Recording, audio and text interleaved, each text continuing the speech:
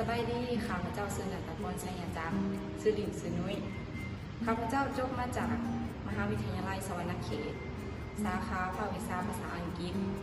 ปัจจุบันนี้ข้าพเจ้าเป็นพนักงานอยู่ที่ลังโก้มา8 เดือนแล้วตำแหน่งปัจจุบันแมนเซลล์ที่นี่ข้าพเจ้าจะมานำเสนอสิ่งดีๆให้กับลูกค้าบริษัทลังโก้ของเราเป็นบริษัทปล่อยเงินกู้หักจากทะเบียนรถใหญ่เพราะว่าท่านจะมีอาชีพใดก็ตามสามารถกู้นำพวกเราได้เพียงแต่ท่านมีทะเบียนรถใหญ่ก็สามารถเข้ามาหาพวกเราได้แล้วบริษัทของพวกเราเป็นบริษัทญี่ปุ่นที่มาเซ็นเข้าตลาดหลักทรัพย์ของประเทศลาวบริษัทของพวกเรามี18 สาขาทั่วประเทศเพราะว่าท่านจะอยู่แผงใดก็สามารถติดต่อหาเราได้ที่เบอร์โทรนี้สุดท้ายนี้เนาะสำหรับใครที่สนใจอยากได้เงินทุนเงินด่วนอย่าลืมทักมาเบอร์นี้เด้อขอบใจ